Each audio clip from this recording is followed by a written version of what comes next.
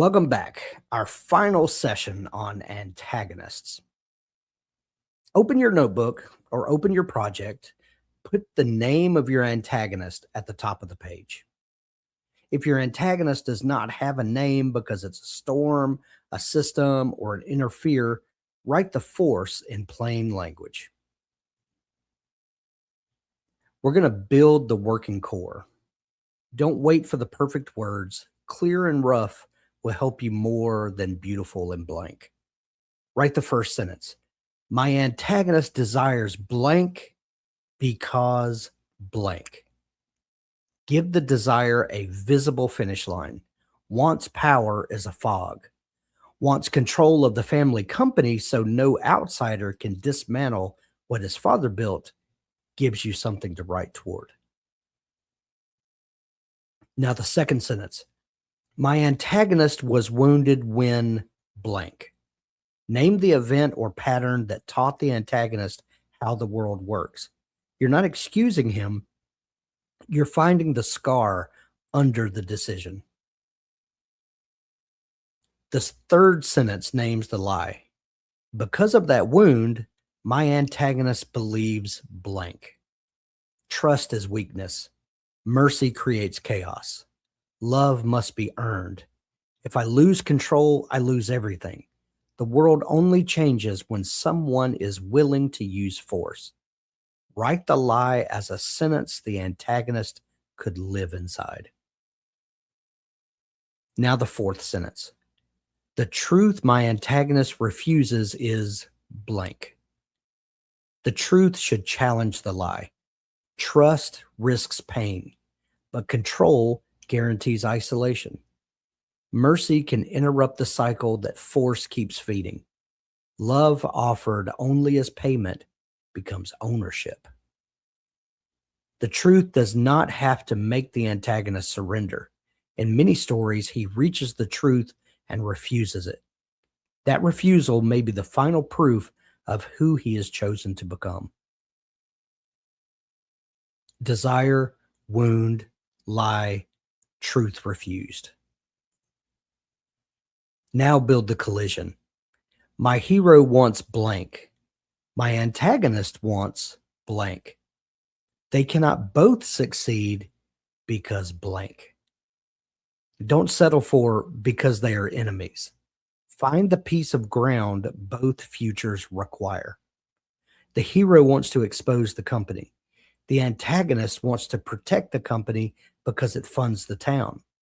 They can't both succeed because the evidence that proves the crime will destroy the employer keeping the town alive. The hero wants to bring her brother home. The antagonist wants the brother to testify. They cannot both succeed because the testimony will put him in danger and send the hero's father to prison. One piece of ground, two futures. Next, write the mid-book win. Near the middle, my antagonist wins blank, and the hero cannot easily recover because blank. Take something real, a relationship, a resource, a safe identity, a legal right, a place to stand. Then make the second half of the story deal with the changed board. You have two choices left. First, choose the emotional mode, sympathetic or hateable. If sympathetic, write one human moment and one legitimate part of the antagonist argument. If hateable, write one act of chosen cruelty aimed at someone the reader loves. Then choose the main face of opposition. Person, nature or force, system or society, or self. If more than one face is present, circle the one carrying the outer plot. Underline the one carrying the inner meaning.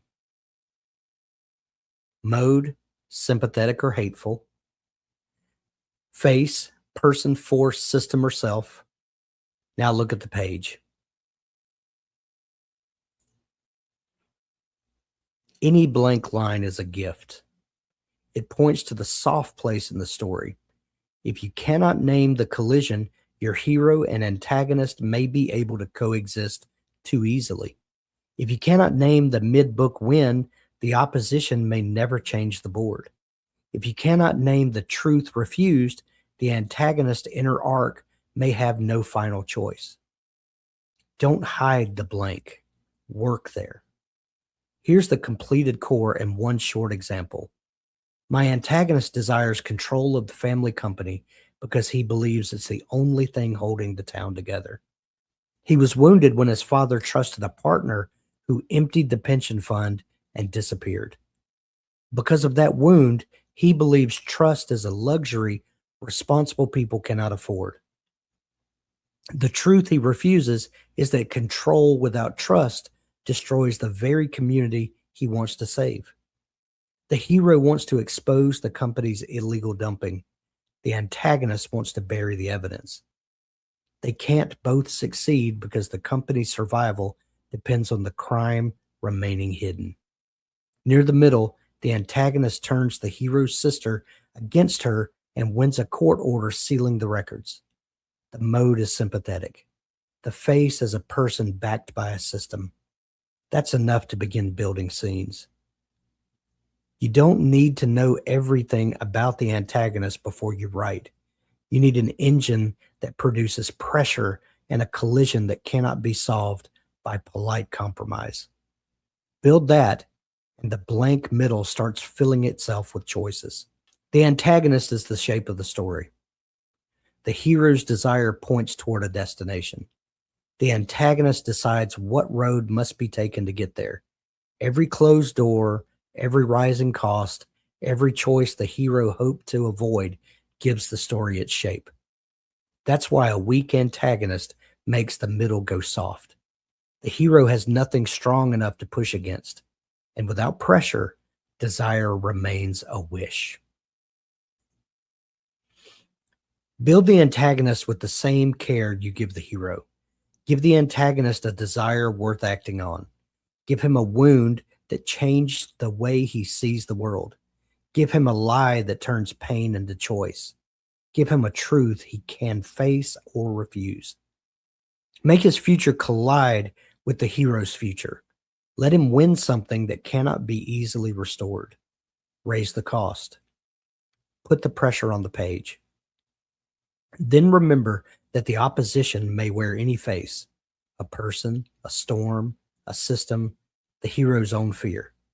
The face changes. The work remains. The antagonist says no. The hero answers. And somewhere between these two voices, the hero becomes someone new. Your work now is simple to say and harder to do. Build a no worth beating.